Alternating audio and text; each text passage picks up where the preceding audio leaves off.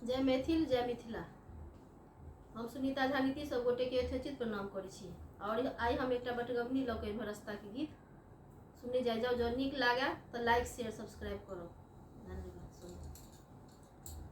सखी सपना मेरा प्रीतम हमार घर एला, सखी सपना मेरा प्रीतम हमार घर एला, सखी सपना मेरा प्रीतम हमार घर एला, प्रीतम हमार घर एला। सुतल छलहूँ एतेक नींद भेर में, सुतल छलहूँ एतेक नींद भेर में, जीवने से आब गेला राति नींद शेष में, जीवने से आब गेला राति नींद शेष में।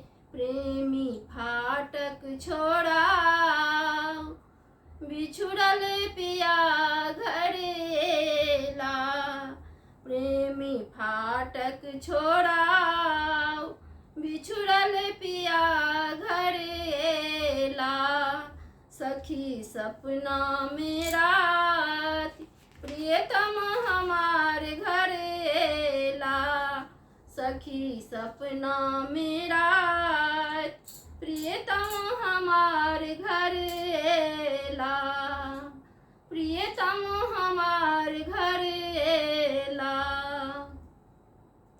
प्रेम तो एतेक छल नींद ने टूटल, प्रेम तो एतेक छल नींद ने टूटल, बाम अंग दुष्ट भेल कर्म छल फूटल, बाम अंग दुष्ट भेल कर्म छल फूटल।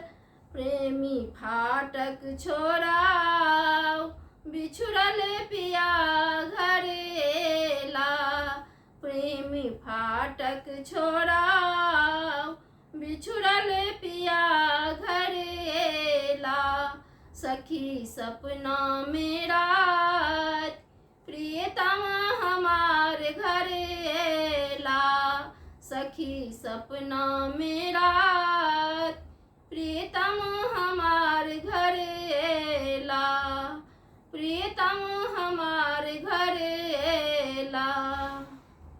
बहुत बहुत धन्यवाद। जो पसंद आया तो लाइक शेयर सब्सक्राइब करो।